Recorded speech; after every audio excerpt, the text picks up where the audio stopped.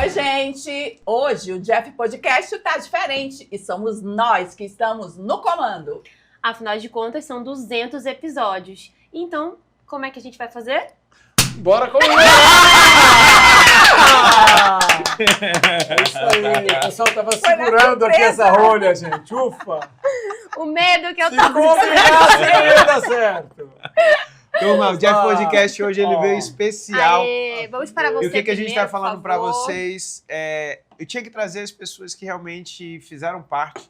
Acho que o Rizieri é o cara que mais tem episódios aqui dentro. Eu deveria mandar boleto para casa dele para ele pagar já pelo menos alguma mensalidade Dos 200 aqui. episódios, ele participou de 321. Exatamente. E aí é o segundo maior, que é o Divan, que se transformou o Divan no Jeff Podcast. É verdade. Não é? A Aline começou a brilhantar. Obrigada. Mas eu queria trazer, eu não podia deixar de trazer a Cleo, porque a Cleo foi a primeira pessoa que estava na TV, a gente conversando, e ela falou, Jeff, começa por aqui, vou te levar ali. E obrigado, Cleo. Isso aqui, ele começou por causa de você. Vamos comemorar, vamos brindar logo no começo. Saúde, vida longa, o Jeff Podcast. Amém. Agora, deixa eu falar uma coisa pra vocês. A Júlia mandou um roteiro só dizendo o seguinte. A Júlia, pessoal, a Júlia Januária é a minha produtora. E ela mandou... Perfeita. Maravilhosa. Adoro Ela é. E aí ela mandou vocês falarem sobre, se vocês escolherem 5 lições transmitidas nos diferentes episódios. Eu queria que vocês falassem um pouquinho, quem quer começar? Aline, que você que é a psicóloga. Não, vou pegar logo que tá aqui do lado. Coitado, tava ali faz meia hora que ele tava segurando lá. cansado. Tá cansado. Olha a 5 cor do dedo. lições, né? Não precisa ser 5, né? Mas vamos lá. A gente tenta o máximo que tiver. Eu acho que as principais lições que o Jeff passa adiante, inclusive o teu presente que eu trouxe para você tem a ver com isso, é a importância da comunicação. É a importância de trazer temas em que muitas pessoas leem sobre tudo um pouco, mas não têm a profundidade de nada. E você trazer esses temas, né, para debate sempre com pessoas que viveram aquilo, ou estão passando por aquilo, ou têm conhecimento para falar sobre aquilo, é o teu diferencial. E ele abrange muitos temas, desde saúde mental, a saúde física, a comunicação, a importância da comunicação, a importância de a gente se expressar. Então, assim, acho que as principais lições do Jeff, no meu ponto de vista, é trazer as pessoas certas para falar de um assunto sério, de uma forma muito coerente, que tem a ver com que realmente aquelas pessoas estão vivendo, estudam para isso. E isso a gente não vê com facilidade hoje em dia. A gente trabalha com mídia social que tem informações soltas, às vezes um pouco superficiais sobre os temas, mas o Jeff não. O Jeff é muito comprometido com a informação e muito comprometido em trazer exemplos para que as pessoas entendam de fato o que é aquilo. Agora eu fiquei Nossa, feliz. Nossa, ó, se você não chorar, eu não... Mas a gente tá começando a beber agora. Ainda não começou a só no chorar, daqui a final. pouco... E você, Cléo, como é que você vê? Eu acho que você, além, eu acho que mais do que as lições, é como é que você consegue me enxergar exatamente assim. Você foi a pessoa que veio, que me apresentou o local onde eu ia começar a gravar o podcast, me levou. E como é que você vê o Jeff ali no início para hoje com 200? Na verdade, eu dou um passo atrás. Até antes de começar o podcast, a gente já iniciou aí nessa trajetória de comunicação que foi na TV. Sim. Você começou a ser comentarista lá na TV, então essa nossa primeira relação já nasceu lá. E aí já despontava esse talento todo para comunicação que era notório, essa simpatia, essa empatia que ele exala. Mas o primeiro podcast que eu participei foi o de número 18, então posso dizer que eu estava bem no início mesmo. E mudou bastante. Mudou o cenário, mudou o áudio, mudou a vinheta e mudou principalmente o Jeff. No sentido da comunicação, da técnica. Porque às vezes a gente tem o talento, mas não tem a técnica. As pessoas dizem assim, ela nasceu com talento, com o dom da oratória. Pode ser verdade, tá aí o Silvio Santos que não nega. Mas a gente precisa trabalhar isso. Então, acho que você conseguiu juntar as duas coisas. Juntou a técnica, já tinha o talento, já tinha a vontade de fazer, e é por isso que o Jeff Podcast é um sucesso. Não, e para vocês que não sabem, quando eu comecei a história até na própria rede social, você foi minha mentora. Você que veio me dar aula de como se portar, qual a persona que eu seria. E eu lembro muito bem que eu estava com meu filho, uma vez eu gravando um story, e de repente ele entrou aqui atrás e eu não sabia lidar. Tipo, cara, ela não me deu essa aula de quando a pessoa entra sem eu esperar, o que eu faço. E aí ela viu o story, me ligou e falou, Jeff, é o seguinte, você tem que ser uma pessoa, você tem que estar mais tranquilo. Vou te dar uma tarefa de casa. Eu falei, qual, Cléo? Ela falou assim, você vai, quando teus filhos estiverem dentro do quarto, brincando, bagunçando, você vai botar a sua câmera e você vai gravar lá dentro. Que é para eles passarem, ele te dar um beijo, dar uma abraçada e de repente aparecer algum brinquedo lá voando. E foi dessa forma. As pessoas acham que a gente nasce com talento, aquela coisa toda. Mas o trabalho fiz fono, fiz aula de canto, foi você quem me colocou na frente de uma câmera, que é engraçado que a gente brinca, conversa, mas botou a câmera, a gente apaga, né? Dá um apagão. Dá um medo, um bloqueio, mas só para a nossa audiência entender, por que eu falei isso para ele? Para que ele naturalizasse um momento. O filho passou aqui, a gente, meu filho tá aqui, tá brincando, é assim mesmo, né? Você sabe que além de médico, eu sou pai, então essa capacidade de improviso, ela vale ouro na comunicação e a gente deve desenvolver. E a comunicação é uma habilidade que quanto mais a gente treina, melhor a gente se torna, e ele é uma prova disso. Rizi, e você, cara? Depois você começou junto comigo, bem dizer, né? Um dos primeiros podcasts, e depois repetiram mais 395 vezes que você está no podcast. Quais são as lições que você realmente acha que o Jeff Podcast vai transmitir para as pessoas? Cara, é assim, bom, a gente conversa praticamente diariamente, né? E hoje estava falando isso para você, inclusive nesse momento que a gente está gravando, sobre o teu comportamento generoso, né? Então, assim, generoso em buscar temas que pode ajudar a tua audiência, generoso em trazer profissionais que você dá o holofote, porque o podcast é isso, é você ser o holofote para outras pessoas, então você dá alcance, acesso para as pessoas serem conhecidas. Tem muita gente, você traz muita gente de gabarito técnico que às vezes são ilustres e desconhecidos por ser técnico demais. E você tem essa habilidade de converter isso de forma muito mais saudável, assim, saboroso para a audiência, né? Eu ia falar palatável, mas é saboroso, né? Por quê? Porque é um grande desafio a comunicação.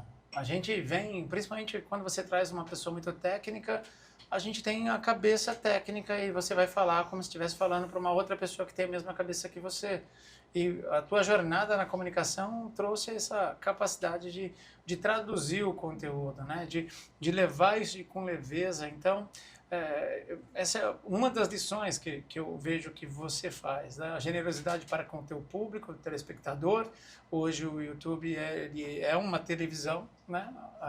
E ao mesmo tempo com outras pessoas que você traz aqui. Não tem uma pessoa que não sai daqui, putz, que legal que foi, a experiência foi bacana, e a pessoa chega aqui toda cheia de medo e de repente tudo fica muito mais tranquilo.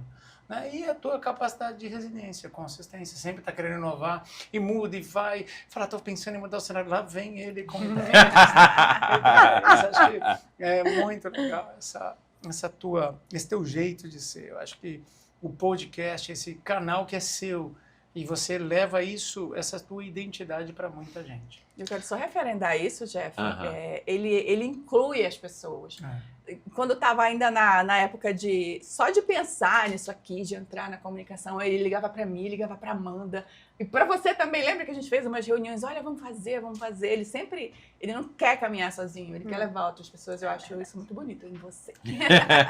Não, essa generosidade realmente, eu acho que vem muito de família, né? A história de você ser criado, e eu falo desse daqui, quase todo dia a gente conversa, e hoje eu estava falando muito sobre isso, sobre sonhos que são sonhados em conjunto, para mim às vezes é muito mais importante do que o meu. Porque às vezes o sozinho, aquela história de que sozinho você vai chegar mais rápido, mas junto você vai chegar mais longe. Então tá com pessoas, e lógico, as pessoas elas vão passando na nossa vida e as escolhas vêm. Então vocês que chegaram comigo, você que hoje em dia a gente não tem, o foco da gente tá longe, mas eu sei que o carinho é isso. Sim. Eu liguei para você, eu já mandei para vocês que não sabem, quando eu mandei para ela, eu falei, já tinha dia, hora, data e já tinha os convidados e estava o nome dela. A gente precisa contar isso. Ele falou, oi amiga, quero te fazer um convite. Aí ele mandou o texto. No dia, que dia é hoje? No 16, dia da gravação, 17. no local tal, não sei o que, convidados. Risieri, Aline e Cléo Pinheiro. Aí eu falei, essa Cléo Pinheiro que tá escrita aí como convidada sou eu. Aí ele, é você. É você. Tanto que confia na amizade, tá vendo? Dê dinheiro. Deus me Mas não livre. tem intimidade, né? Não é verdade? Eu não digo isso. Turma, olha só. A nossa produtora pediu pra gente passar vídeos, trechos de gravações. Espero que seja de vocês, porque fica mais fácil para vocês comentarem do que eu. Não é. Não, acho que não. então vamos lá. Logo te adiantar. Tudo Joga bem. lá. Não, eu não vi nada, O não nível tô de sabendo. dificuldade fica maior. Vamos então, lá. né? Não vou chegar aqui e dizer assim que eu não sofri bullying pelo fato de eu ser assim, uma pessoa ligada no 220 o tempo inteiro. Porque estaria mentindo pra você e pros espectadores. Mas já aconteceu muito assim por eu ser uma pessoa assim, elétrica demais, dizendo coisas absurdas. Tipo assim, você é louco, você é maluco, você precisa tomar algum remédio da tarja preta. Ou então, e coisas absurdas, como por exemplo assim, já teve situações de chegarem comigo e falar assim, que o meu lugar não era no ambiente escolar, era numa clínica psiquiátrica. Só que o que acontece? À época, eu, particularmente, não entendia bolhufas, não entendia nada do que me falava. E eu deixava pra lá, assim, achava que não era nada demais. Coisa que, infelizmente, não acontece muito com as crianças e adolescentes com autismo nas escolas da rede pública e particular de ensino, seja aqui em Manaus, seja no Amazonas, seja no Brasil e no mundo. Porque o que acontece? Infelizmente, há casos de bullying, sejam eles através de ofensas simples, às vezes com agressões físicas e às vezes até de colocar estudantes com autismo em situações lamentáveis. Como a que aconteceu há um tempo que eu vi na internet, de um autista nível 3 de suporte não verbal, ter tido seu braço quebrado por um policial militar que estava como professor substituto. E assim, são situações que, infelizmente, causam uma verdadeira sensação de impotência, sabe? Tipo, como assim? Por que estão fazendo isso com meu filho? Cara, é nessas horas que a gente precisa se perguntar como que a gente vai deixar os nossos filhos com autismo em segurança dentro do ambiente escolar se os profissionais da educação não estão devidamente habilitados e preparados para lidar com esse tipo de situação. Porque, infelizmente, está sendo comum a cobrança de profissionais, mediadores, nas escolas para que possam intervir no melhor auxílio na educação das crianças e adolescentes com autismo. Só que, infelizmente, a realidade no Brasil não é exatamente aquilo que a gente espera que aconteça, de ter, de fato, mediadores escolares para dar o suporte para as pessoas com autismo, né? E por muitas das vezes, os autistas sentem dificuldade de se sociabilizar, seja com os colegas da escola, seja com os colegas de trabalho, seja com colegas de faculdade, da universidade, de qualquer tipo de ambiente, e de repente fica aquela sensação de, tipo, poxa, vou ficar no meu mundinho e tá tudo certo. Né? Quando, na verdade, tem que haver essa parceria. Olha só, meninas, isso aqui é um episódio que foi o que o Risieri falou sobre inclusão. A gente queria falar sobre TEA. E ele tem TEA nível 1, é cantor. E a mãe, a quem estava ali do lado, era uma mãe também de um paciente que tem TEA e que ela era muito rígida. Rígida não, desculpe. Ela estava trabalhando muito nas redes sociais exatamente para ter o espaço do TEA. E aí eu queria que vocês falassem um pouquinho sobre o que vocês entendem sobre o TEA e o quanto o impacto tem a gente trazer essas pessoas para dentro de um podcast. Não, que é necessário, né? Você está trazendo uma pessoa que tem e teve diagnóstico tardio e o quanto ele foi, né, o quanto ele sofreu por causa disso, e uma mãe que passa por isso no dia a dia, na situação atual das escolas, as situações que ela precisa, né? Eu acho que quanto mais a gente fala, mais a gente consegue ajudar as pessoas, né? Quanto mais a gente coloca aí para jogo os temas, mais a gente consegue trazer luz para que as pessoas entendam o que elas precisam fazer, onde elas precisam buscar conhecimento e não julgar, né? Não achar que é fácil, não achar que é só colocar um cordãozinho e tá tudo beleza, a gente vai entender. O que ele trouxe, infelizmente, eu sei que já faz um tempo esse teu podcast, mas infelizmente já tá tão atual quanto, né? Esse dia. Já teve situações este ano de alunos passando por situações bem complicadas em escolas, escolas inclusive conhecidas, infelizmente, alunos TEA não verbais que passaram por situações bem delicadas. E olha quão necessário é a gente trazer esse tema, né? Quantas vezes a gente trouxer, mais 1000 coisas a gente vai falar sobre isso, e mais ajudar as pessoas que estão assistindo vai ser ainda mais necessário.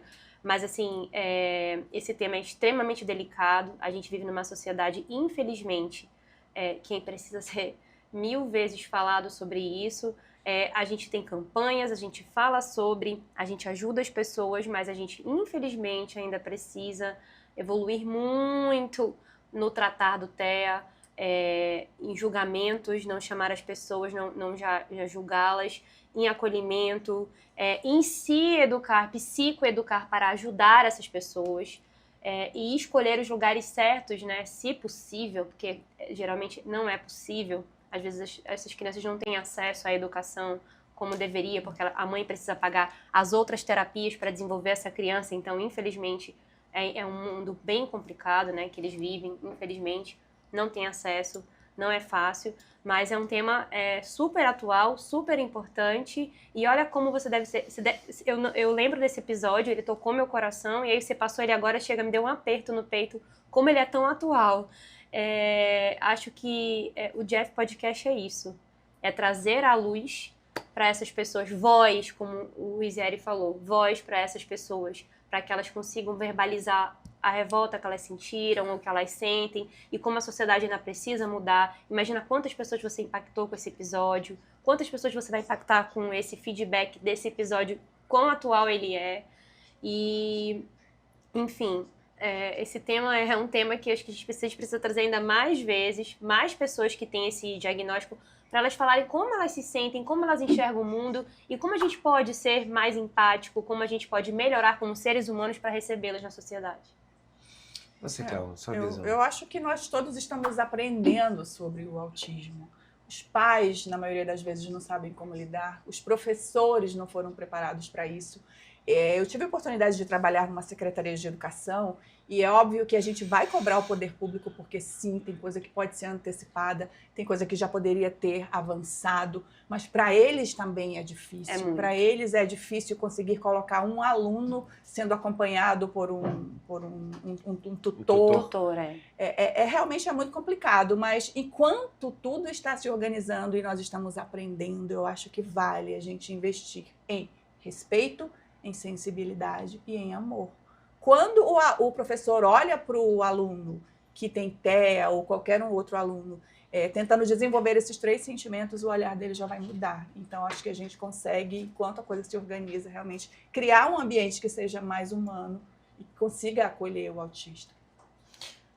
Eu vejo, assim, o quanto a sociedade tem um grau de degradação, né? Porque a pior queixa dele foi o quê? Sobre como as outras pessoas tratam ele. Que é um reflexo de um ambiente, uma família sem educação. Escola escolariza. A escola tem que ter infraestrutura para escolarizar qualquer tipo de pessoa. Educação vem de casa. Se pessoas não têm educação ao ponto de colocar, na minha época era apelido, hoje o bullying, as coisas vão aumentando, hoje você não tem limite, tem rede social, significa que são lares desestruturados com pais ausentes. E quando a escola tem algum tipo de repreensão, as pessoas ainda ficam ofendidas mesmo estando erradas. Então a gente tem, assim, é um problema atual, antigo, atual e será presente no futuro. O problema maior que o grau está aumentando é porque nós temos pessoas que têm filhos não são pais. Ter filho é fácil, ser pai é difícil. Educar é muito difícil.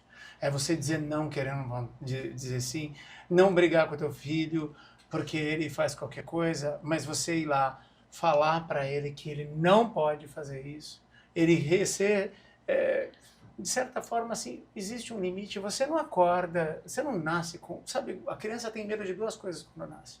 Barulho e altura. O resto é o meio que ensina. Se ela não aprende dentro de casa, ela vai aprender aonde? O limite, se ela não aprende dentro de casa, a educação, se ela não aprende dentro de casa, ela vai aprender aonde? Então, o bullying é o quê? É um problema do quê? Se não existisse bullying, ele ia se sentir discriminado. Daí a gente ia falar de infraestrutura escolar. As escolas precisam estar preparadas para receber. Mas as maiores queixas são o quê? Da infraestrutura? Tem. Mas a maior queixa é de como as outras pessoas se relacionam com as pessoas que são diferentes delas. Elas não são nem melhores e nem piores, elas são somente diferentes. Respeitar as diferenças, aceitá-las e tentar conviver em comunidade, porque poderia ser o seu, poderia ser teu filho. Se para você é cada um que se vire, se fosse teu filho não era cada um que se vire. Então o desafio é a gente ver o quanto a cultura social hoje ela está doente. Então o bullying é um retrato disso. sempre existiu, a gente tratava de forma diferente. Era um outro nível, né? Hoje tá, assim, se a minha mãe fosse chamada na escola porque eu fiz bullying com alguém, meu amigo, não ia ter o segundo bullying, entendeu? Você ia sofrer o bullying em casa. No meu caso também. Então, assim, e cara, eram as ferramentas que eu não tinha para usar. Naquele momento, era o Era a melhor que ela podia referência que dar. ela tinha. Ela fez o melhor que ela podia nas condições que ela tinha. Exato. E, cara, eu aprendi. Ela foi a minha maior educadora. Né? Eu acho interessante falar sobre esse assunto, porque assim, eu acho que como pai, eu acho que é a coisa que eu mais... de tudo que meus filhos, os filhos dão muita alegria pra gente, mas assim, a maior alegria que eu tive foi uma vez que a mãe de um aluno que tem TEA também, que era da sala do meu filho, no final do ano, agradeceu porque o meu filho foi a pessoa, e ele é o cara que puxou o pai, né? Que é o amigo de todo mundo, que está à frente da turma, mas que botou essa criança que tem TEA embaixo do braço e fez que todos os outros aceitassem ela e incluísse ela. Então, a felicidade da mãe que tem um filho TEA, de chegar no final do ano, ele foi com o filho, ela estava feliz porque o filho foi convidado para uma festa de fim do ano dos pais. E a gente fez num sítio, aquela coisa toda. E ela falar sobre a inclusão. E eu lembro muito sobre, no dia a dia, no começo do ano, eu sempre falo para meus filhos, falo assim, olha, faz um favor para mim, todo mundo que chegar novo na sala, senta com a pessoa, conversa com a pessoa. Lembra que quando vocês mudaram de colégio, o maior medo que vocês tinham de ninguém falar com vocês? Pergunta de onde ele veio, pergunta o que ele gosta de fazer e tenta enturmar.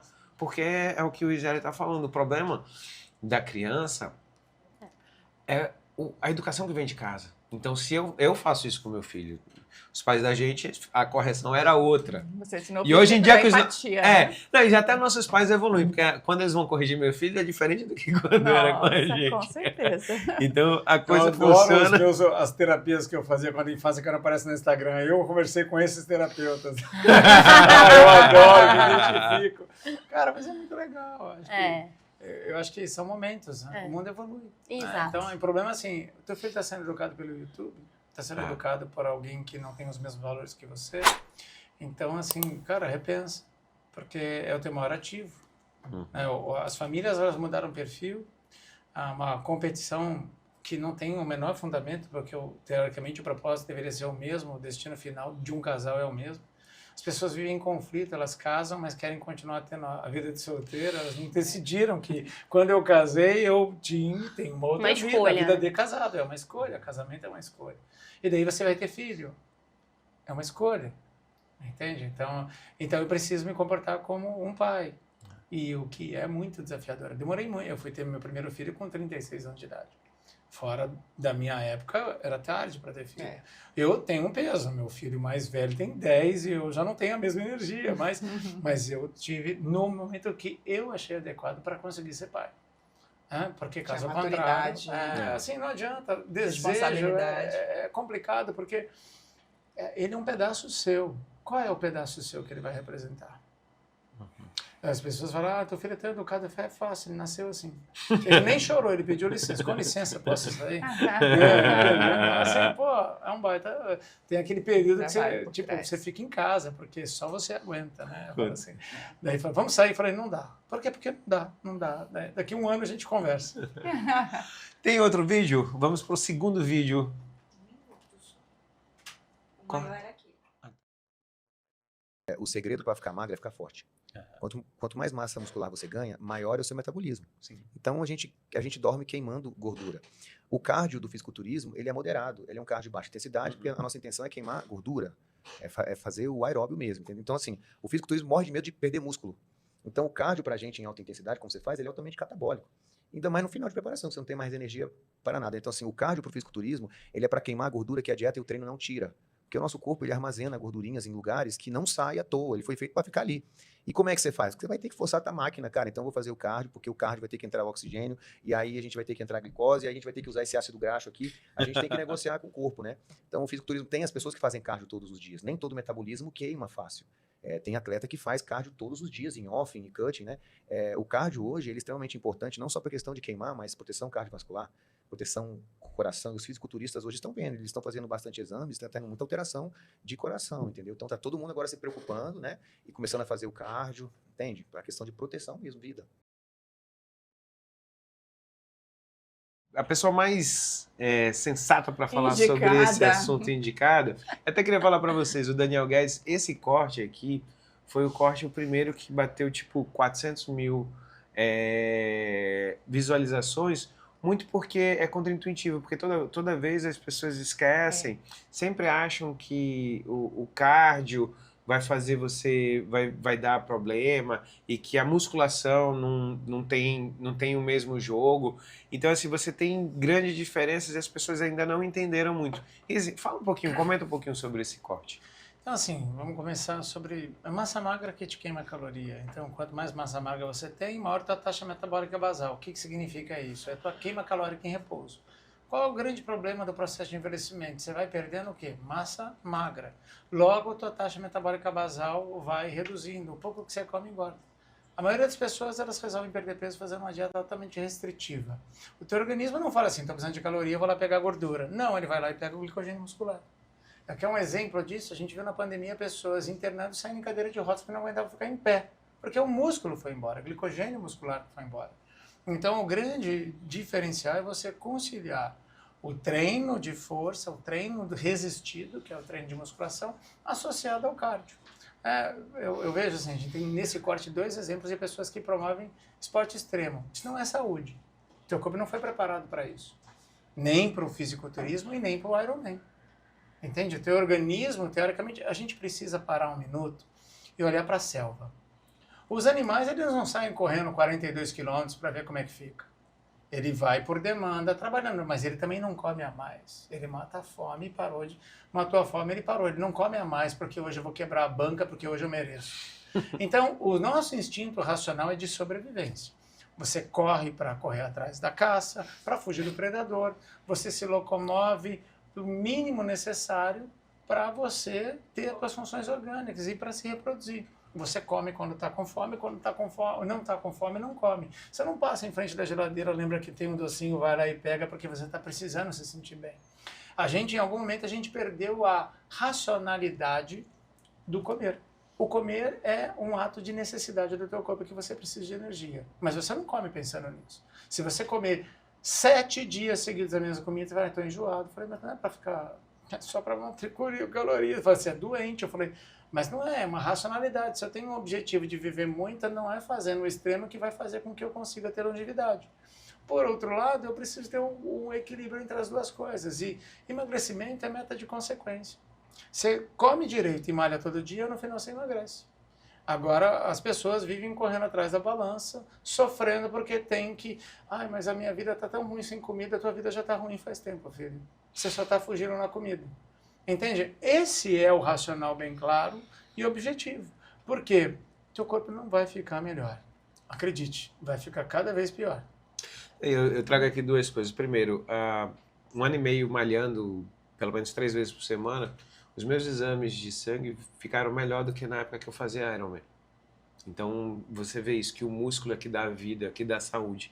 Na longevidade, a gente gosta de fazer as coisas, mas assim, eu começo a entender que é músculo. E o engraçado, assim, é que quem faz musculação não gosta de Ironman, e quem não gosta de musculação. Exatamente. Tem uma pergunta que atualmente eu tenho feito no consultório, eu acabo tendendo a 60 a mais, né? Eu falo assim, imagina quando você tiver 75, quando você entrar no vaso sanitário, você vai conseguir levantar sozinho? Não, então vai para musculação. Tipo, você se preocupa em não ter osteoporose, em ter um osso forte. De que adianta um osso forte sem musculatura para carregar esse monte de peso? Porque o osso é peso. O que te dá equilíbrio, mobilidade e alavanca é musculatura. Só que eu não gosto de fazer musculação. Posso fazer? Pode fazer o que você quiser, mas o melhor é a musculação. Mas o melhor é a musculação. Você quer para você o mais ou menos ou o melhor? O melhor é a musculação. Vai lá e faz. Vida de adulto, sabe? Maturidade. Eu tenho pessoas que eu atendo com 80 anos que são imaturas, só querem fazer o que quer, o que gosta. A criança. Criança é assim. Só faz o que quer e o que gosta. O que quer e o que gosta te deixou assim. O que vai mudar é fazer o que precisa. Porque o que você gosta não é legal. Dificilmente. Hoje eu vou malhar todo dia. Eu não gosto, eu gosto do resultado. Eu só vou malhar porque eu consegui, através da atividade física, reduzir mais de 40 quilos em 3 anos, sem caneta. Entende? Então, assim, eu só vou porque eu sei que se eu deixar de ir, coisas irão acontecer, porque a minha cabeça não mudou. Eu luto todos os dias. Tem um bendito sorvete de pistache que eu adoro, que eu vou num determinado supermercado, que ele fica Te olhando. do lado do caixa. Eu passo ali, não vou pegar, não vou. Isso é Uma libertação. escolha, né? A disciplina te traz liberdade. Você não fica escravo do desejo, Já dizia o da Renato preguiça. Russo. Disciplina, Disciplina, é liberdade. Porque, cara, eu vou lá e falo não. O Rizera, ele é Foi uma aquele... tarde assim, esse vídeo eu contei, verdade. Ei, mas você sabe que esse daqui é o seguinte, sabe aquele dia que dá pesado, ele pede uma banofa e fala assim, divide aqui comigo, você sabe aquela necessidade de falar assim, cara, eu vou chutar, mas se tu vier junto comigo, Você fala pra a ele, coisa ameniza, fica... Ele que ameniza, fala pra mim, ameniza. ameniza. Ah, E aí, olha, queria sim, aproveitar divide até as calorias pra... também. Se assistir, a Bibi, ela fez o Ironman, ela foi pro Mundial do Ironman, fez em 10 horas e 40, se eu não me engano. Cara, primeiro e segundo lugar tava... É o que você falou. O corpo da gente não foi feito para isso. A gente leva ao extremo porque a gente tem foco e a gente quer... E é uma cachaça. Mas o primeiro e segundo lugar, as duas primeiras mulheres, elas simplesmente não conseguiram terminar a prova de tanto calor, da coisa ser extrema. Mas, em compensação, tinha uma de 80 anos que terminou. Que fez? Nossa. Sério, Que coisa legal. louca, né? Partiu malhar, Cléo? Vamos. Segunda a gente começa? Vamos, segunda. Segunda a gente conversa. Abastece aí. Vamos lá, próximo vídeo, por favor. Pode abastecer, Vitor, tá aí pra gente pegar. A gente tem, para mim, o pior problema das crianças hoje, quando querem categorizar as crianças como hiperativa, são crianças sem limites, com pais que não exercem o seu papel. Então, nós temos crianças mal educadas, tidas como hiperativas. Crianças sem limite, porque nós temos pais distraídos digitalmente e que conectam as crianças em telas para que seja uma babá eletrônica e não se estabelece limite. E criou-se uma cultura de servir as crianças e não das crianças desenvolverem independência e autonomia. Então, a gente cria crianças sem autonomia, sem independência, com baixa tolerância à frustração, não pode receber um não, porque não recebe não em casa, não pode receber não em canto nenhum. E quando chega nos lugares, o professor não vai conseguir impor limite porque nem o pai e a mãe têm. A criança não sabe ficar quieta porque ela não fica em casa, porque ela faz o que ela quer, ela que governa. Então, quando a gente chega no ambiente social, aquela criança que não para muitas vezes não é uma criança hiperativa, é uma criança mal educada. Hashtag pronto, falei. Então, isso é em relação à hiperatividade, né? A gente precisa ter muito isso, essa clareza. Em relação à desatenção, a gente precisa compreender que o estímulo Google, ele é um estímulo onde você pergunta e em milésimos de segundos aquilo é respondido. E nós vivemos uma sociedade imediatista, que quer tudo aconteça na velocidade Google. E não é assim que funciona. Então as pessoas não sabem mais esperar, ficar numa fila, parar para assistir uma coisa durante 40 minutos. Ver um podcast não é uma coisa fácil para qualquer um. Por quê? Porque as pessoas querem vídeos que não chegam nem a 30 segundos e que ficam passando a timeline, tendo altos níveis de dopamina em frações de segundos e de forma consecutiva. Então, o maior prejuízo hoje que nós temos é que o cérebro, ele não é treinado na infância e na adolescência para que você mantenha nível atencional. Então, nós estamos formando pessoas com baixo nível atencional, não por TDAH, mas por uma exposição a reações imediatas trazidas pelo advento da internet e por pais que estão digitalmente distraídos e que não limitam os seus filhos. Isso aqui eu vou trazer para a Aline, falar para vocês que a gente deu um Arrasou. tempinho para botar mais um pouquinho de espumante, a Abastecer. gente abasteceu, mas vamos lá. Esse corte foi o corte que deu 4,5 milhões de visualizações. Porque ela falou uma verdade que ninguém quer ouvir. É verdade. Porque muita gente, eu não vou falar quem falou aqui na mesa, essa história do Todd e tal, tem muita gente na realidade que não vai para dar educação ao filho e ele quer categorizar sem ir para médico nenhum, porque hoje em dia as pessoas, Mais fácil, né? elas vão lá, Terceirizar. eles vêem um checklist. Diagnóstico. Quem foi que me falou? Foi tu que falou? Que tem um checklist no Google Não fui eu. sobre TDAH que as pessoas vão lá marcando, Não fui eu, não, aí no sim. final... Meu filho tem TDAH. Não fui eu, não. Fala um pouquinho sobre essa história. Essa fala da Lei foi maravilhosa, né? Foi pá, pá, pá, né? E, na verdade, ela, quando ela falou isso é realmente a maior realidade que tem. E eu vou puxar para uma situação minha, que aconteceu recente, que eu fui pegar o boletim do meu filho e a professora dele falou assim para mim, você já parou para pensar se teu filho tem altas habilidades? Aí eu... Não, por quê? É porque ele questiona muito, né? E aí ele tem muito conteúdo, assim, ele traz muita informação e tal. E aí a gente fala uma coisa, ele adiciona outra. Aí a gente fala outra coisa, ele fala... Eu falei, mas é porque talvez a gente conversa muito com ele em casa, ele é muito estimulado, ele gosta de ver essa parte de animais, ciência, como o mundo foi criado e tudo. E aí, quando você vai trazendo esse tema, ele vai trazendo esse conteúdo, então ele está desenvolvendo.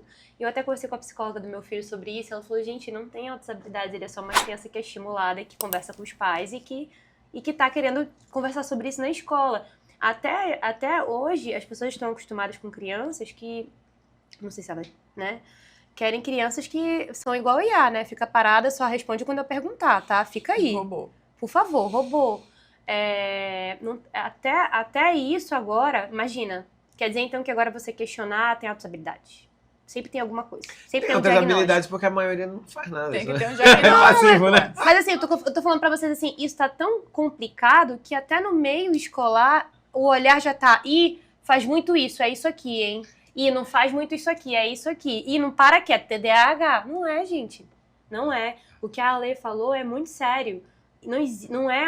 Você não pode pensar em um diagnóstico antes de você realmente fazer uma avaliação, realmente buscar uma especialização. Óbvio que quando eu recebi esse feedback, eu fiquei, epa, peraí, porque às vezes a gente tá achando que a criança está sendo estimulada, mas ela pode ter algo que eu não tô vendo, então eu vou buscar uma pessoa imparcial que pode me dar um feedback, a psicóloga dele, né? Eu sou mãe, sou psicóloga, mas eu sou mãe. E aí a psicóloga dele falou, então, não, ele é estimulado, mas ele não tem isso, não tem isso, não tem isso, fica tranquilo, o que você tá pensando é isso e tal. Eu falei, ok. E aí eu tô trazendo pra minha realidade pra vocês entenderem que o que a Alessandra falou é verdade. Você falou algo que meu filho é educado porque em casa a gente educa nosso filho, a gente estimula nosso filho, a gente passa um tempo com o nosso filho. E mais que isso, o exemplo arrasta, eu sou educado. Então eu sou um exemplo pro meu filho, certo? O que ela está trazendo aqui à luz para a gente bem, estamos numa sociedade em que é mais fácil terceirizar em diagnóstico para justificar uma má educação, ou um comportamento exagerado, ou alguma situação em algum transtorno, porque eu não quero lidar com a realidade de que eu preciso educar, de que eu preciso ser mais firme, ou que eu preciso colocar limite, enfim. Dito isto, sim, a gente vive numa sociedade em que qualquer situação que é fora do normal, do que se espera, não sei nem mais o que é normalidade hoje em dia, mas eu tô buscando sempre encaixar aquela pessoa num diagnóstico. Tem um vídeo na internet muito engraçado de uma menina que eu sigo, a Lara, que ela fez assim, tipo, como se fosse numa loja, aí ela pegando, eu quero isso daqui, dependência emocional, TDAH, acho que vai ficar legal em mim, acho que vai combinar comigo. O que você acha, amiga? Ela, não, já peguei aqui borderline, acho que vai ter mais a ver comigo pra eu poder ficar assim, mais... Então, assim, é isso, as pessoas, elas estão buscando o diagnóstico, elas estão se encaixando nas coisas, elas querem justificar algumas coisas, sem buscar, de fato, um especialista, sem buscar, de fato, entender o que está acontecendo. Por trás de uma criança inquieta tem muita tela, às vezes. Por trás de uma criança inquieta tem uma outra criança que ela brinca que tem algum comportamento e ela pode estar puxando esse comportamento para si. Olha, sabe o que eu lembrei? Uma coisa engraçada, que foi o seguinte, a minha irmã estava com meu filho pequeno entrou na loja, cara, destruiu a loja todinha. Sabe, atrás da arara, quando cai tudo, e a mulher já ia dar um esporro e ela falou assim, ele é especial. Aí a mulher ficou toda cheia de dedo. Aí ela ficou pensando, aí depois ela falou, ele é especial pra mim. Mas era exatamente isso, ela queria dizer, jogar pra tirar, por quê? Porque justificar a falta de educação que ele estava tendo com ela. Olha, antes que o Rizeri fale, porque eu sei que ele quer muito falar. Ele tá louco pra falar, ele tá se coçando. Eu vou abrir um parênteses na tua fala, Aline. Essa questão do diagnóstico. Tem muito mal profissional, inclusive na psicologia, e eu sei porque eu também sou psicóloga, eles não estão preparados, não foram adequadamente preparados e têm a pressa de dar um diagnóstico, porque eles não conseguem fazer um bom atendimento, entender o que está acontecendo com a criança, entender o que está acontecendo com a mãe. Então, não, é melhor eu dar esse diagnóstico, porque aí eu sei, eu vou lá ver no livro e eu sigo essa linha, o que o DSM fala e fica mais fácil para mim. A gente tem também essa realidade, infelizmente. O segundo ponto é, as crianças sim estão sendo criadas sem limites, os pais estão distraídos digitalmente, mas eu diria que os pais, trazendo até uma visão mais empática, os pais estão perdidos.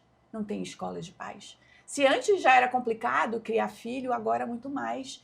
E aí, muitas vezes, os pais eles estão correndo atrás de um sucesso que mudou de cara. Antes, sucesso era ter uma boa profissão, carro na garagem, viajar uma vez por ano, ok. Agora a gente quer viajar várias vezes por ano e não pode ser mais só aqui, tem que ir para o exterior, a gente quer vários carros. E esse sucesso fica inalcançável e a gente quer ganhar mais dinheiro, acaba trabalhando muito, terceirizando a criação dos filhos. Então, eu acho que a gente precisava dar vários passos atrás, se distanciar dessa situação, porque eu acho que a gente vive uma crise de propósito. Afinal, o que é prioridade para mim? Para onde eu estou caminhando? O que eu quero para os meus filhos? Quando a gente se reconecta com o propósito e vê que realmente, você falou que os filhos são o nosso legado, aí a gente tem mais chances de se reconectar com o filho também, porque isso vai entrar dentro de algo que é mais macro. Então, eu acho que os pais estão realmente perdidos, infelizmente. Muitos pais, é claro. Acho que, desculpa, antes da Gisele falar, assim, as pessoas elas precisam entender que a criança não pediu para nascer, né? Então, enfim, se tem uma vida ali, tem uma responsabilidade. Uma responsabilidade. E é uma responsabilidade nossa, como adultos, escolher o que a gente está fazendo aqui, e o porquê que a gente está fazendo isso, e sim, dar um passo atrás até para respirar e ver se eu estou fazendo certo. É um eterno exame de consciência para refletir sobre isso, mas a criança, infelizmente, ela está passando sim hoje por uma negligência, mas por uma escolha do adulto de hoje, né? Do adulto de hoje que responsabiliza a sociedade, a escola, os professores, os colegas, enfim, a internet, o YouTube, e está tirando de si a responsabilidade que é dele. Eu acho que até um pouco isso que a Alessandra quis dizer. E eu sim acho que tem pais que não tem escola de pais, mas a criança não pediu. Então a gente precisa, se eu não sei, se eu não estou conseguindo, pedir ajuda, né? Sim.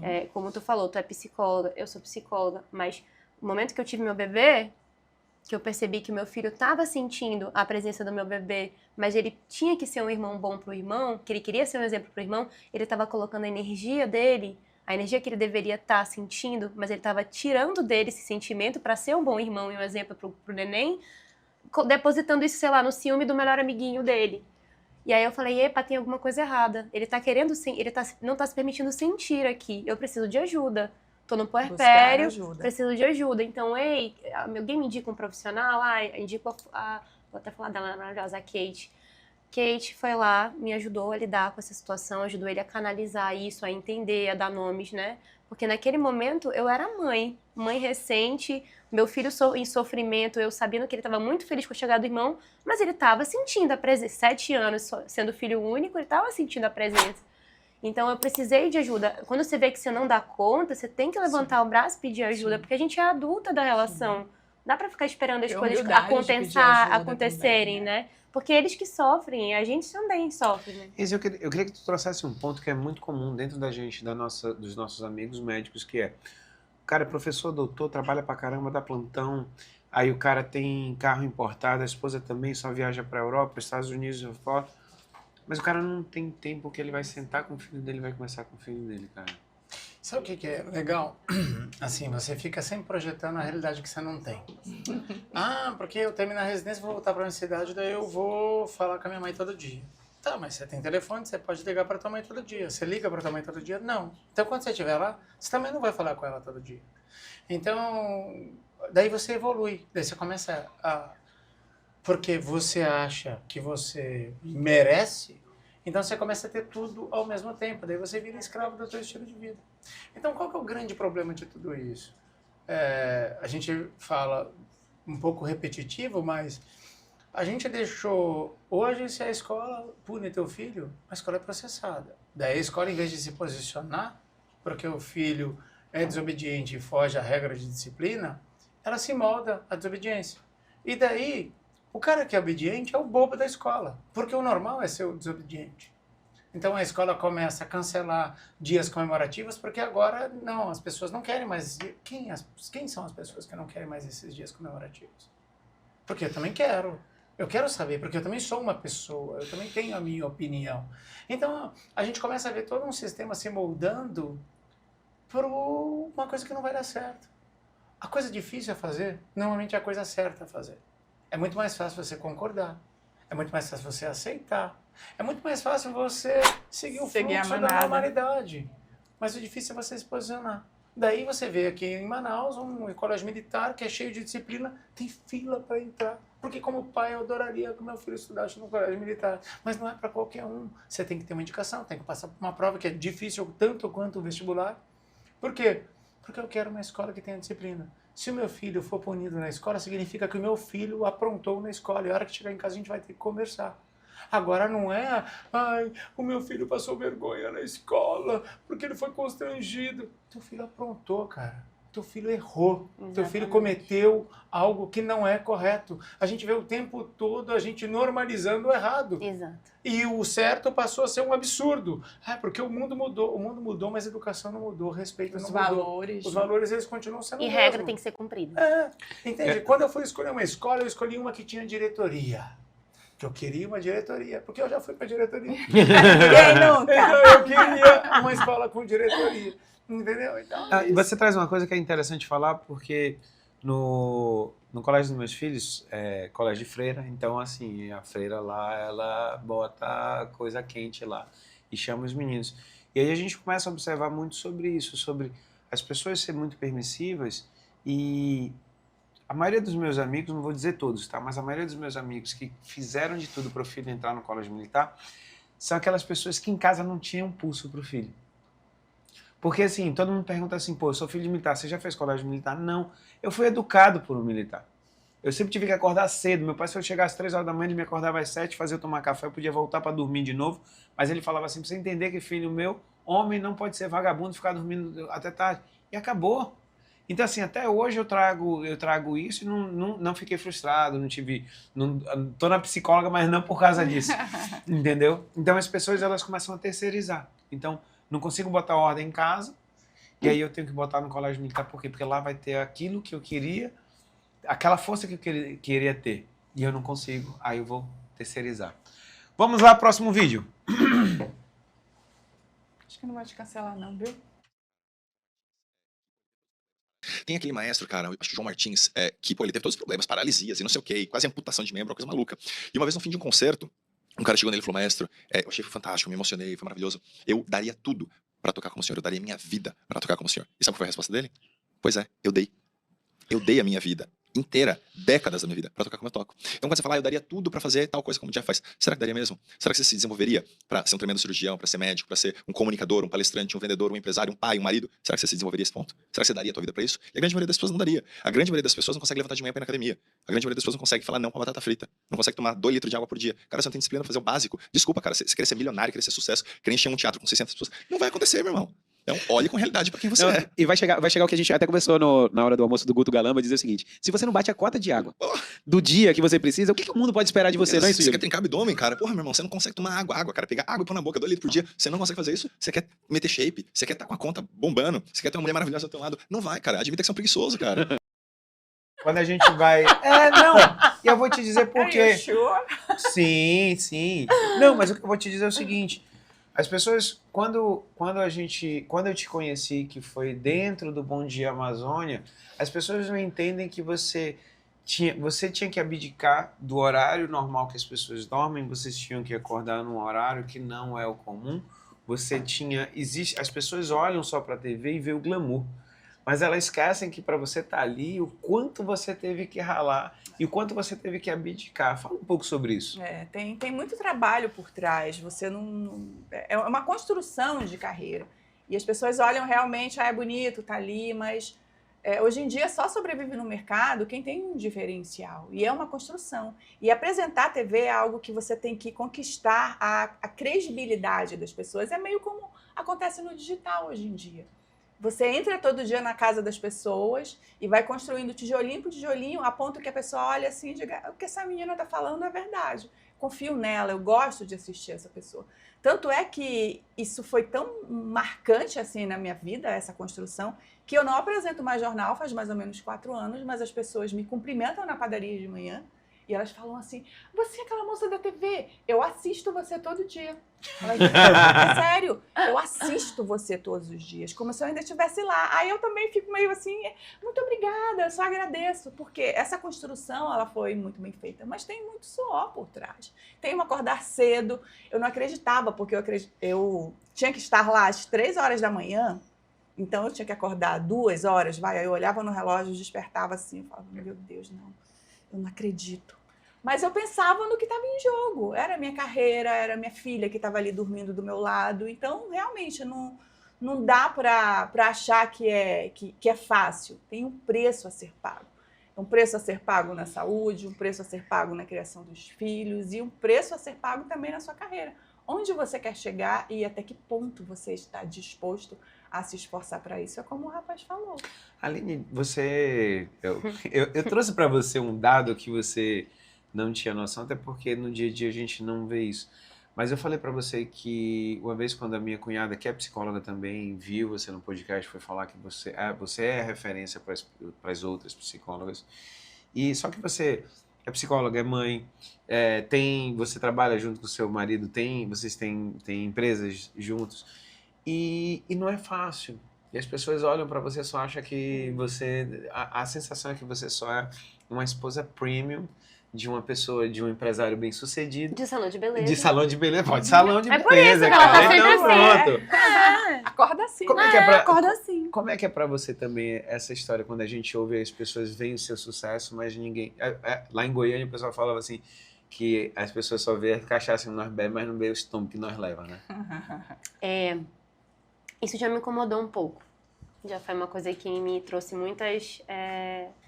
já fiquei muito Terapias. triste, assim. Já levou muito. Trouxe isso para muitas sessões da minha psicóloga.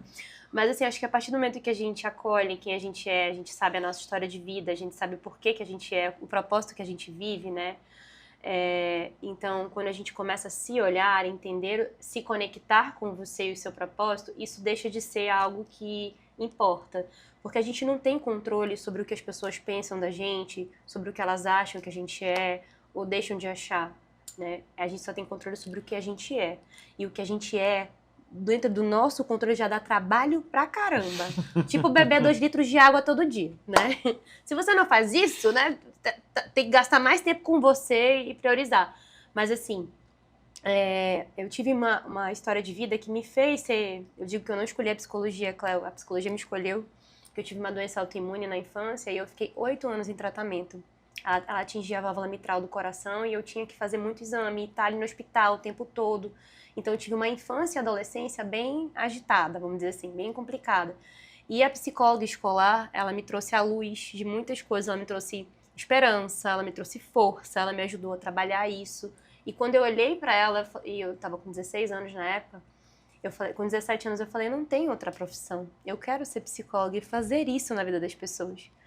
E óbvio que a gente não entra na faculdade e já sai com a clínica lotada, né? Eu entrei na faculdade, meu pai perdeu o emprego, fui trabalhar na Gillette por 10 anos. Trabalhei numa área nada a ver com a minha área de psicologia, então tinha que fazer 1000 coisas para pedir da minha chefe para sair, fazer o estágio e me formar. E só fui ter a clínica muitos anos depois da formatura, né? E tudo. Mas eu tenho muito carinho e muita gratidão pela minha história, porque eu não seria quem eu sou hoje se não fosse aquilo, se não fosse essa experiência. Então, demorou muito para chegar nessa percepção, porque a gente sempre quer, né? As pessoas acham que é fácil, que a gente passou pelas coisas, que fez mamão com açúcar. Meu marido tem uma empresa, graças a Deus, muito boa, próspera, né? Ele é uma pessoa maravilhosa, um grande empresário, e parece que é tudo muito fácil, mas a gente sabe que atrás, né, por trás de tudo isso tem muito trabalho, a gente abdica de muitas coisas, a gente escolhe, né, não ter um tipo de crescimento para priorizar a família, porque a família uma prioridade nossa, é um valor nosso. Então tem coisas na vida que a gente, não, olha, isso aqui eu não vou. Infelizmente, esse ano não vai dar para fazer o divã no podcast, por exemplo, porque eu tenho um bebê e esse bebê precisa de mim, fica para a próxima, né? Então, as pessoas não enxergam isso, né? Elas não enxergam, mas a gente precisa se enxergar. A gente sabe a hora que a gente acordou, a filha que está motivando a gente para acordar todo dia, o propósito de fazer homens, mulheres terem saúde, com 75 anos terem saúde para andar, para carregar neto, para viver, para não achar que a vida acabou ali. A gente sabe o propósito de vida que a gente tem de trazer o conhecimento para as pessoas né, saírem da casinha e começarem a enxergar o mundo de uma outra forma. E esse propósito é o que move a gente. E ele não pode parar a gente. Então, as pessoas não sabem o que a gente passa por trás das câmeras ou por trás do que a gente faz, mas a gente sabe o que a gente faz. E isso tem que valer a pena, isso tem que ser o suficiente pra gente seguir em frente e não deixar a peteca cair. Eu falo sempre pra ela, desde que ela começou a gravar comigo, todos os cortes que tem de episódio do Jeff Podcast com ela, bate no mínimo uns 14 mil visualizações. E assim, vem tudo 1.014. Aí eu sempre falei pra ela, falei assim, não sei se você entendeu, esses 14 mil não é meu não, tá? Porque se eu tenho uma média e vai, então não é meu, então eu entrego. E eu entendo muito sobre o momento que você tá. Agora deixa eu falar uma pessoa que é herdeira, que tudo tem muita sorte e que sempre teve tudo fácil. Fala aí, Riziele. Me conta, como é que é ser um herdeiro, um Reutemann? Ô, meu amigo, olha, eu queria. Eu falo assim, poxa, queria um esquema... Meu sonho, né? Eu falei assim, queria um esquema pirâmide bem no comecinho. Né? Então, assim, brincadeiras à parte, eu acho que a vida é muito fácil. Hoje a profissão que mais cresce na vida é o consultor da vida alheia. Todo mundo tem uma opinião sobre a tua vida, daquela vida que ele nunca viveu, né? Então, você tem muita pessoa para dar uma opinião sobre um projeto que você está fazendo que ele nunca fez. Então tem que tomar muito cuidado, sabe? Você tem que ter clareza do que você quer, mas uma clareza muito maior das coisas que você não quer. Né? Porque a gente falou há pouco que a disciplina é libertadora, mas a tua capacidade de dizer não. Hoje, para mim, eu mensuro retorno financeiro, grau de esforço e compromisso, e / comprometimento. Se eu vou lá e dou uma palestra, eu vou lá dar uma palestra, vou embora, qual é o compromisso que eu tenho com o resultado de uma pessoa? Zero. Então eu vou lá e dou a palestra, ganhei o meu dinheirinho para dar aquela palestra e vou embora. Eu vou lá, eu crio um curso online, eu vou lá, o cara comprou, se ele vai aplicar ou não, o problema é dele, mas eu já tenho um compromisso maior com uma entrega mais densa, onde ele vai ter uma jornada de conhecimento e se ele for bem, eu também vou ter um depoimento dessa pessoa. Agora, se eu entro e trago ele para dentro da minha metodologia que ele vai aplicar, ele precisa dar certo. Então, o meu compromisso é maior. Então, você precisa ter clareza... Globo Repórter, de onde veio, para onde vai, o que se alimenta? Do que se alimenta, né? Porque assim, cara, venho de uma família pobre, meu pai ganhava um salário mínimo e meio, numa era do lar, meu pai era metalúrgico na General Motors em São José dos Campos e meu sonho de consumo era fazer Senai na 7ª série, porque eu iria ganhar quase um salário mínimo, meu pai ganhava 1,5, eu ia poder comprar uma mobilete. Né? Meu pai falou, não, meu filho, você não vai fazer isso daqui, porque hoje tem gente que tem mais estudo, tem gente com faculdade abaixo da linha de produção do que eu. Então, o mundo, ele nunca remunerou a importância. É sempre a escassez e excepcionalidade, tem muito ganhar pouco. O divisor de águas, para mim, foi quando meu pai se acidentou no 2º colégio, meu pai quase morreu, e eu falei, cara, eu quero fazer esse negócio. Eu fui fazer medicina, sem saber o que era, sem saber o quanto era difícil sair da faculdade. Tem muita gente que se preocupa em entrar. Entrar é difícil, né? Talvez hoje então, não tão difícil assim, mas na nossa época era bem difícil entrar. Mas sair era muito mais difícil, porque era muita coisa para estudar e a gente achava hoje, eu falava, pô, quanto eu estudei para o vestibular não foi nada perto do que eu tive que estudar na faculdade. Então, assim, você vai construindo uma jornada, vai parando, pensando. A vida inteira eu abri mercadinho, franquia de manutenção predial, porque eu vivi correndo atrás do dinheiro. Mas o que é? Ninguém é demagogia assim, mas assim, sabendo de onde eu vim, o que eu preciso para ter sucesso? E o que é sucesso? É dinheiro? Para mim, hoje, sucesso é espaço na agenda. Que todo mundo falando agora o novo luxo, mas para mim sempre foi. Entende? Hoje você quer... Tipo, agora tá todo mundo na internet falando ai, o novo luxo agora é tempo na agenda. Eu falei, mas luxo sempre foi, querido. Sempre foi. Em que mundo você vivia, porque né? a única moeda que você tem na vida é tempo. Eu vejo todo mundo, gente, pedindo por mais tempo. Quando o novo sabe de tudo, faz tudo errado. Quando o velho se arrepende de não ter feito quando podia. E no meio do caminho todo mundo se perde porque está carregando, querendo encher a mão de coisa para onde não vai levar nada. Veio com nada, vai sem nada e acaba com a vida e com a saúde para carregar um monte de coisa que não vai ser nada. Né? Então, assim, essa é a verdade da vida. E daí você vem pessoas, você precisa ter teu avião. Se você não viajar com esse e ficar na presidencial, meu carro ele me leva do ponto A para o ponto B. Eu posso ir de Uber, carro alugado, ou com 600, R$1 milhão. O problema é teu. Ah, mas é porque eu falei, cara, tá tudo certo. Tá tudo certo. É a minha vida. A minha vida, ela é assim. Desde que eu assumi, Riziele, o carro alugado que eu e você, eu achei engraçado porque lá onde a gente tem onde a gente tem nós temos consultório, né? A cara de decepção dos manobrista quando veio você com um carro alugado, velho, simples, sabe? Um carro simples. Porque eles esperam o status quo de que você tinha que ter uma BMW, uma Mercedes, algo desse tipo, um Audi. E aí você chega lá com um Renaultzinho, e o meu Renaultzinho parece até um Cliozinho. Eu falei, cara, tu não tá achando que eu tô fazendo Uber nas horas vagas? Sabe o que é engraçado? Até hoje, cara, os próprios pais, jovens, o meu filho precisa ser as formações cartesianas que tem, que na cabeça deles são maravilhosas e a gente está vendo dentro do mercado como é que está acontecendo. Ou não faz o menor sentido. Não. Entende? O meu filho, o que ele quer ser? Precisa ser feliz. Feliz com a condição de vida que ele escolher, porque eu estou dando oportunidade. Mas eu quero viver o nota 3. Teu padrão de vida vai ser nota 3. E tá tudo bem, se você ficar feliz com isso, não vou te julgar. Seja o melhor nota 3.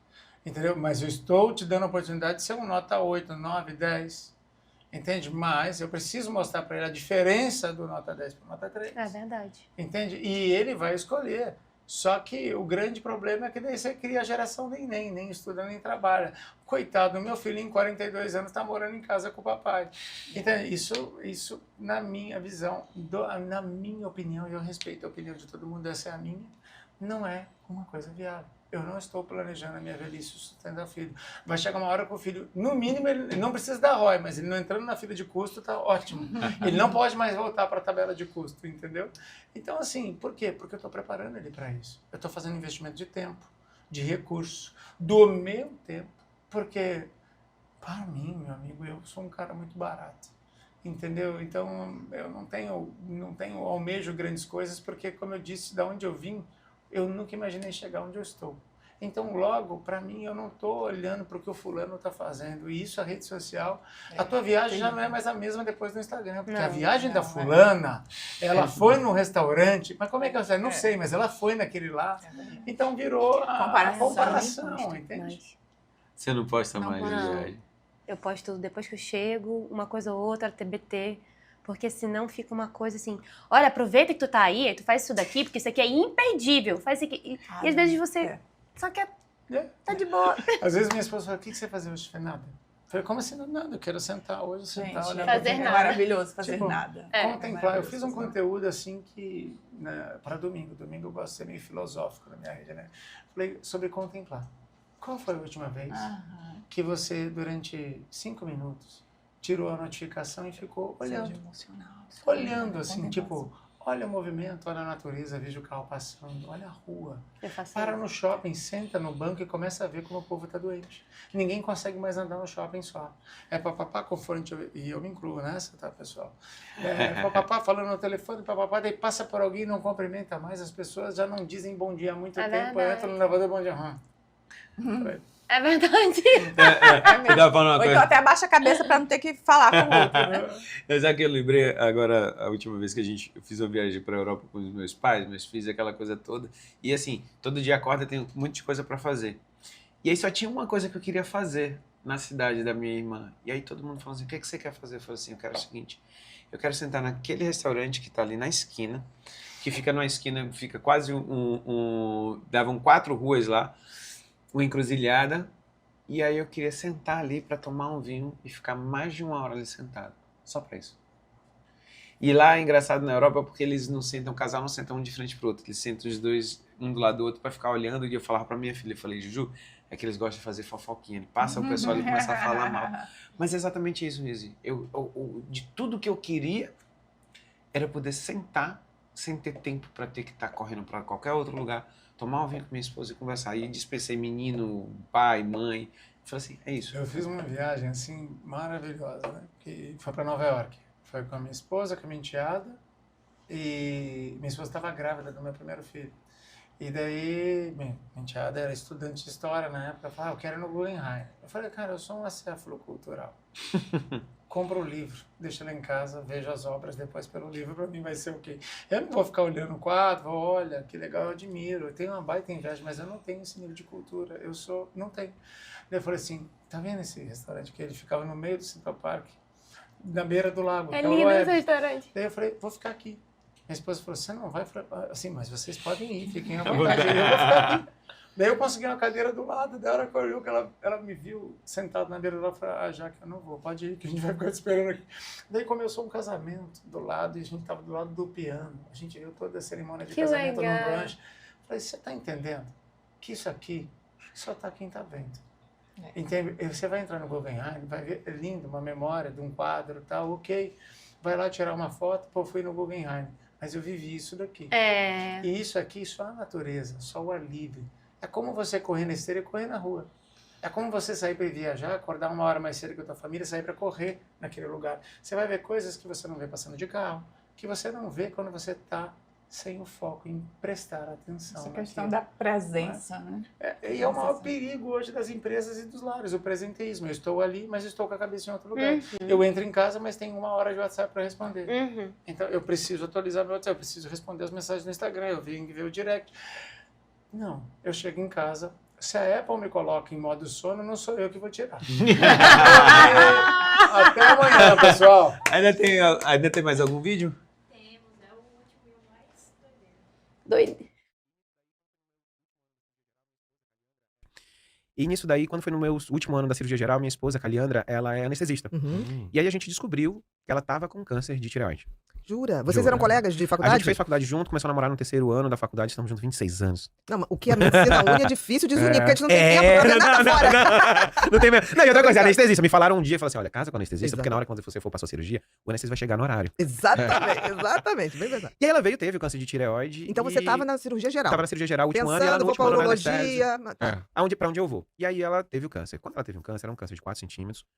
Muito Já avançado. 4 centímetros na tireoide instalado, Nossa. já invadindo o nervo laringeu recorrente, que é o nervo da voz. E eu lembro muito bem que depois que terminou, o Marco Antônio, que foi meu chefe, um grande amigo, terminou a cirurgia, ele veio pra mim e falou assim, Jefferson, cara, eu nunca operei nada tão difícil. Vamos rezar que seja o que a gente chama de carcinoma papilífero, que é o mais comum, que vai fazer iodo, que tem uma chance, porque eu tô com medo de ser um tipo mais agressivo. E aí, Nossa, meninas, você, assim, vocês já eram casados, não? Não. Vocês iam se casar. Então você parou e falou assim, gente, eu posso ficar viúvo antes de casar. aí assim, o que acontece? A gente na área de saúde, A gente já você, sabe. psicologia, o que a gente faz? A vida vai acontecer. Um dia vai acontecer a vida. Com Mas é certeza. depois. É depois que eu faço faculdade, depois que eu faço residência. E aí, naquele momento, eu... Meu filho, pode chorar. Você é um bom marido, hein? Olha só, a gente tem que escolher o marido assim. Ele tem que chorar pela gente antes. O que eu lembro? Eu lembro que de noite eu ia dormir e só eu sabia o que estava acontecendo. Ela não tinha noção Ela não ainda. sabia. E nem falei pros meus pais, nem falei pros pais dela, porque meu pensamento assim, por que eu vou fazer eles eles vão sofrer mudar agora? Vamos esperar a biópsia, né? Vamos esperar o resultado. Quando veio o resultado, veio realmente carcinoma papilífero, que é o mais comum, vai fazer iodo, chance de cura de mais de 90%. Cara, então uma coisa que eu sabia que ia dar bom. Mas só que esse é o momento que você repensa na vida. Com certeza. Rapidamente passa um filme. E ressignifica. Por que eu não casei? Por que a gente tá se enrolando? A gente se casou depois de 9 anos de namoro. Eu digo que foi muito rápido. A gente tava assim... Nossa, 9 anos. 9 anos de namoro. Casamento que não dura isso, mas vamos lá. E aí, quando terminei tudo isso, os laços se tornam muito mais fortes quando você passa por uma coisa dessa. E aí a gente já começou a programação de, olha, eu vou fazer residência, eu quero fazer cirurgia de cabeça. Mais tarde foi que, quando eu caí em mim, eu falei, cara, eu vou fazer cabeça e pescoço. E até então, eu não entendi por quê. Eu só vim entender até quando eu fui pra terapia. Quando a minha terapeuta falou assim, cara, olha o porquê que você foi. É porque você ia pra urologia. E a urologia. Tanto que quando eu fui fazer prova pra cabeça e pescoço, até na USP Ribeirão, eu lembro que o cara pegou lá um monte de trabalho só de urologia, os meus amigos eram da urologia, artigo científico de urologia, tudo Meu filho, urologia. o que você tá fazendo aqui? Te jogaram no lugar errado. What the hell is this? Né? O que acontece? Assim, o ponto que eu queria trazer para vocês, e eu vou começar contigo, é muito sobre isso, de a gente sempre faz planos a longo prazo achando que esse longo prazo a gente vai estar lá.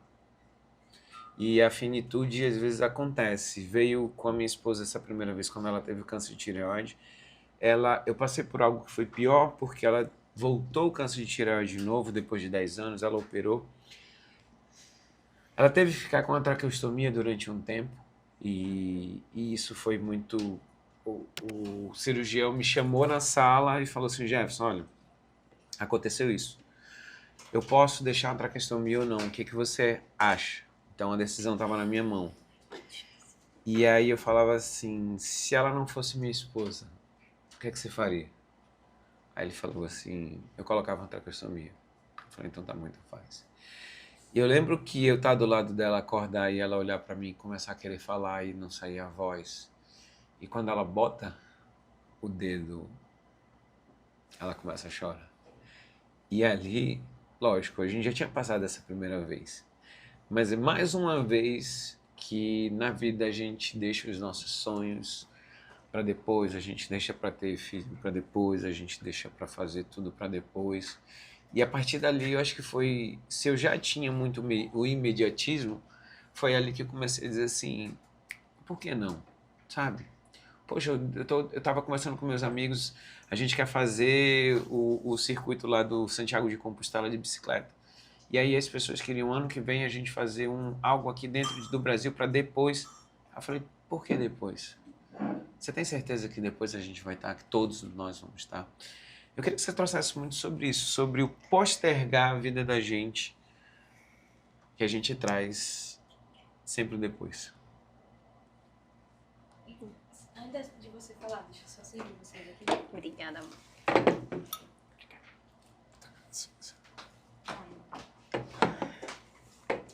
Bem, na frente do meu sofá tem uma frase que ela faz muito sentido pra mim a cada ano que passa, que é o que se leva dessa vida é a vida que se leva. Você já viu? Você foi lá, já viu. Então, o que a gente leva dessa vida é exatamente a vida que a gente está levando, o que a gente vai... o que é importante para você, o que é valoroso para você na sua escala de prioridade. A gente, é como o Rizeri falou, é sempre há sempre pessoas que quando você acordou, já fez aquilo, já tá caminhando para aquilo ali, já quer conquistar aquilo ali, já quer ir de jatinho, já quer... Mas, para você, o que realmente importa? O que realmente vale a pena? Com base na experiência de vida do Jeff, e esse podcast ele conta a experiência, fala do Jeff por trás, né? Do Jeff podcast, do médico Jeff, o Jeff marido, o Jeff pai, o Jeff ser humano. A tua experiência de vida te traz para esse imediatismo de viver o agora. Porque você sabe, você vê isso no seu dia a dia como médico, você passou por isso com a sua esposa 2 vezes, né? A sua experiência de vida te traz para essa necessidade de por que eu tenho que esperar para fazer acontecer, se eu posso fazer isso agora. A gente vive numa sociedade que é imediatista, sim, para algumas coisas, mas que é procrastinadora para o que realmente importa. Que a gente acaba... eu vou fazer isso quando eu estiver ali, quando eu ganhar X, quando eu tiver espaço na agenda, né? E você traz essa reflexão do porquê que as pessoas fazem isso, por que elas procrastinam as coisas que são importantes para ela. Porque talvez elas estão vivendo num modo automático em que elas ainda nunca vão estar prontas para ter aquilo ou para viver aquilo, elas nem se permitem isso, porque elas nunca pararam para se olhar e perceber o que realmente importa para elas. E se a gente não parar para se conectar, como a Cláudia falou maravilhosamente aqui, com a gente, Jeff, a gente nunca vai fazer nada. Porque a gente sempre vai estar com base no que as pessoas esperam da gente, o que elas querem da gente, o que elas acham que a gente deveria estar fazendo, mas não de fato o que é importante pra gente. Então, naquele momento, você percebeu que se você não fizesse aquilo, se você não fizesse acontecer, se você não tomasse a decisão rápida, poderia ter sido muito mais fatal, poderia ter sido muito mais grave. E isso te trouxe muitas, com base na tua vivência de vida, a gente já sabe, a gente até falou sobre isso aqui, já viram um divã mesmo, mas só fez conectar com os teus valores. Você tem um valor de família muito forte, você tem um valor de propósito muito forte, então se conectou com isso e falou, cara, eu não vou mais esperar, a partir de hoje eu vou lá e vou fazer. Não é para ontem, é para agora. Eu quero fazer isso agora, eu quero trazer esse tema, Aline, agora. Esse tema é importante trazer para as pessoas hoje, porque hoje é que elas precisam saber disso. É assim que você é. Porque você tem essa experiência de vida que traz isso para você. Você reforçou isso com tudo isso que você viveu. E isso seria ideal para as pessoas priorizarem o que realmente importa, o que é necessário fazer, mas priorizar o que realmente é importante para elas. E eu sinto te informar, Jeff, que infelizmente cada vez mais as pessoas sabem o que é menos, sabem menos o que é importante para elas. Elas se confundem com as outras pessoas, com o que as outras pessoas acham, com o que o grupo acha, com o que o pai quer. Eu atendo muitas pessoas que o pai quer que faça isso, esse curso, esse concurso, ou essa faculdade, e elas não se conectam com o que vai fazer elas felizes. Hoje mesmo eu atendi uma pessoa que ela faz direito, mas ela quer fazer moda, né? E ela tá no direito, ela tá fazendo com que o direito dê certo, mas ela quer fazer, ela sempre quis fazer moda. E dá vontade, né, né? Acorda. Vamos lá, então, A vida tá mas é o passando. processo dela, ela talvez precise entender. Eu precisei passar por 10 anos de uma multinacional para me preparar, para me sentir preparada, ou para chegar um momento certo de eu abrir meu consultório também. Todo mundo passa por essas fases, essas inseguranças. Mas o que é diferente dessas pessoas? É o autoconhecimento, é a autopercepção, ou uma experiência traumática que faz a pessoa acordar para a vida e falar, bora, vamos lá. Cláudio, tem um ponto que eu lembro como amigo quando você saiu da TV, que não foi fácil para você, eu via o quanto você estava sofrendo, mas você botou o ponto final de uma forma, e assim, foi uma forma linda como você terminou, porque você era essa autoconsciência do quanto difícil da sua família, de ter que acordar muito cedo, então existia uma soma. E o que era comum do que estava lá e as pessoas que estavam do seu lado era assim, essa mulher é uma louca, como é que ela vai sair da TV? Poxa, ela tem tanto sucesso, as pessoas veem ela. Conta um pouquinho também sobre essa saída. Foi... Eu passei tanto tempo lá, foram 24 anos, que aquilo virou a minha vida. Eu entrei numa caixinha e é como se eu não conhecesse o mundo lá fora. Aquela sensação de passar muito tempo numa caverna e você sai assim, nossa, aí o sol te machuca os olhos. Então, esse primeiro impacto, ele é bem ruim. Nossa, primeiro dia, e agora? Estou acostumada a acordar cedo, me arrumar, ir para a TV. E agora, o que eu faço? Então, é uma sensação muito de inadequação. Depois, você percebe assim, foi uma página que virou e agora eu vou me abrir para outras possibilidades. E foi bem isso que aconteceu. E é maravilhoso descobrir esse mundo lá fora. Eu sou muito grata ao que eu vivi lá. Realmente não seria a mesma pessoa se eu não tivesse passado por isso. Mas tudo isso também me preparou para que eu olhasse o mundo com outros olhos. E agora eu olho assim, meu Deus, acho que eu poderia até ter saído mais cedo, porque seriam maiores as oportunidades. Então é você entender o que acabou, ficou, não ficar se lamentando, projetar realmente o futuro.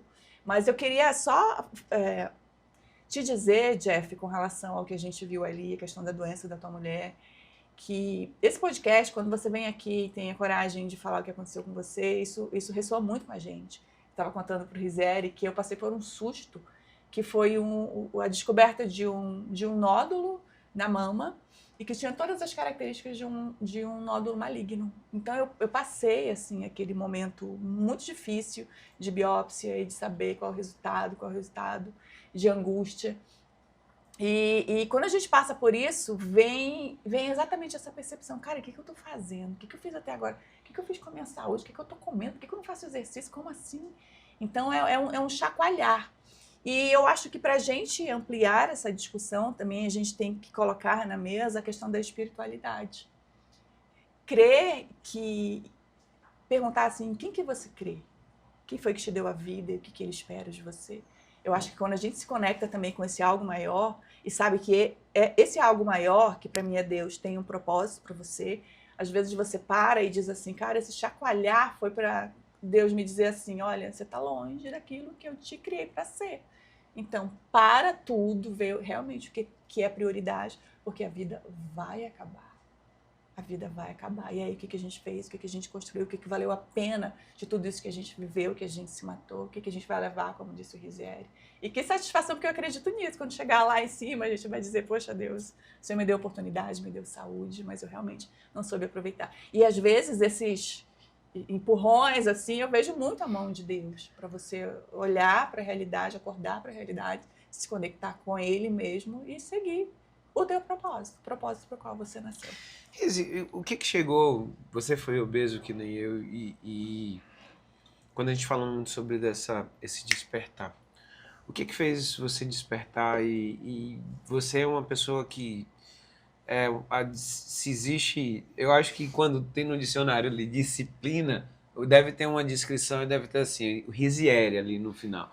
Porque você, todo dia, Você, dia 1º de janeiro, esse daqui posta 1º de janeiro fazendo o exercício físico dele.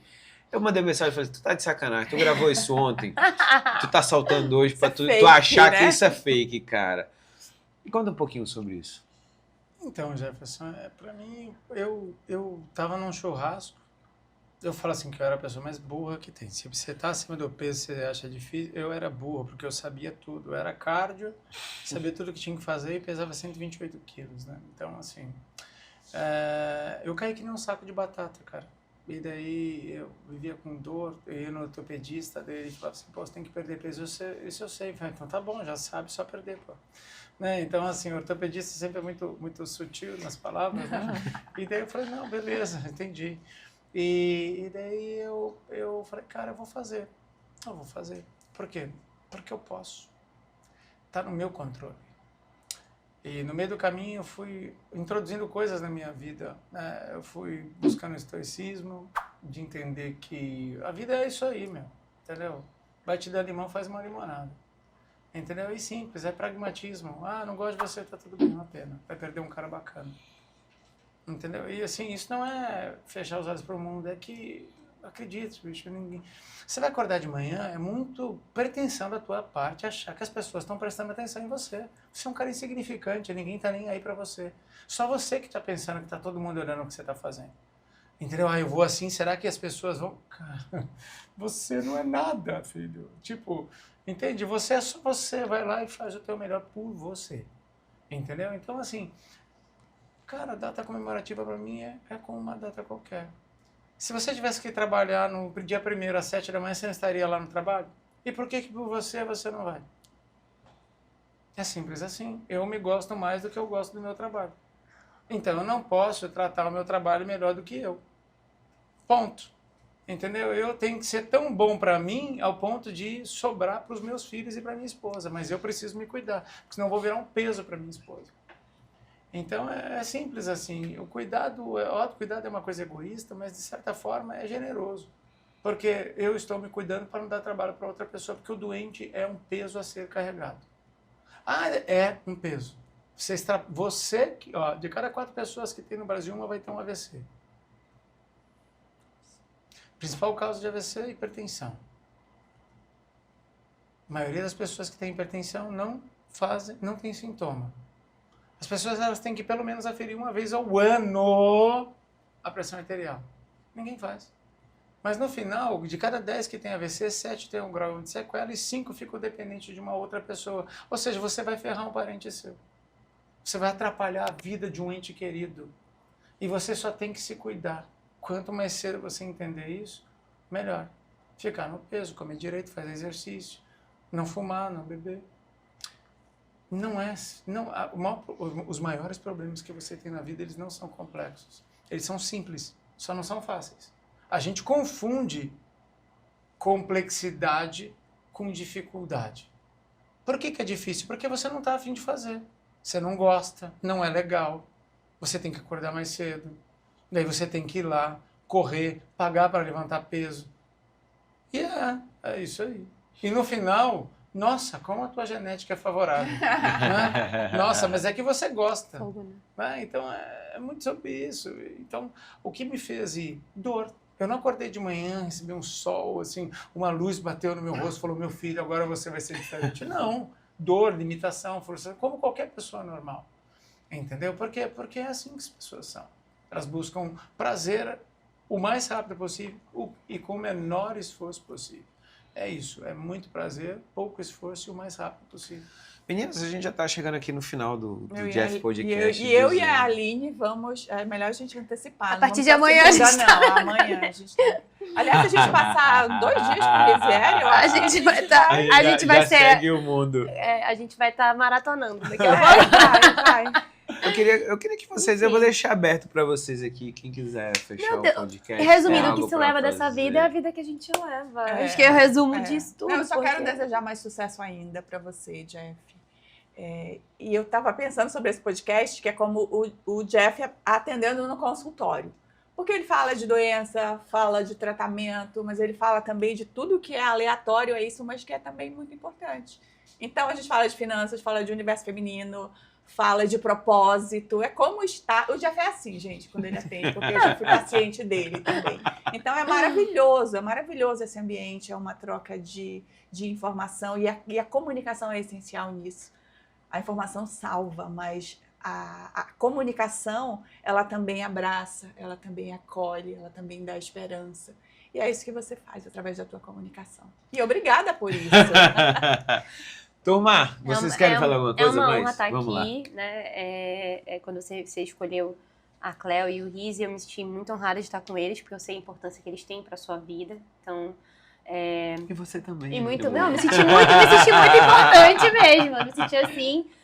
Obrigada pela oportunidade de a gente estar aqui falando, batendo um papo sobre todos esses episódios e todos os outros que foram tão importantes quanto você impactou as pessoas. É o que eu digo, o importante é que se você tocou um coração, uma mente, uma pessoa ali, você já fez um impacto enorme na sua vida, né? A gente tem na minha religião, a gente fala muito sobre, se você quer fazer diferença no mundo, começa fazendo essa diferença com você, em primeiro lugar, no autocuidado, um exemplo, para os outros da sua casa, porque você fazendo isso, você está impactando o seu ambiente vai impactar o seu bairro, a sua comunidade, ou cidade, enfim, você faz a diferença. Acredito que você é essa gotinha aí que faz a diferença e reverbera aonde você passa. Então é uma honra estar aqui com eles e aprendi muito aqui com vocês, mais uma vez, e obrigada por confiar em mim. Riz, palavras finais, considerações finais, fique à vontade. Eu queria te dar os parabéns, né? E é muito legal, eu sempre falo para você que eu não conheço nenhum canal que seja tão resiliente e persistente no segmento que você faz. E honrado por estar nessas datas marcantes, né? Nesses números, né, fechados e marcantes, porque para mim é um prazer ver o que o Jeff Podcast se tornou, que a gente viu primeiro, fui acompanhando e muito legal. E é muito legal ter a tua amizade. Porque que bom. Eu falo para minha esposa que assim que eu não tenho duas pessoas que vibram a mesma energia que eu vibro. Ela falou, quem eu? Eu falei, não é você. Não, gente, ele é super sincero, né? Falei, não é você, mas você é meu senso crítico, muito crítico. Então assim, você tem terapia? Não, eu sou casado. Ali eu já saio forte. Então, assim, Jefferson, parabéns, meu amigo, é um prazer e, assim, muito obrigado pela tua amizade e estar aqui com você, mais uma vez, é um privilégio.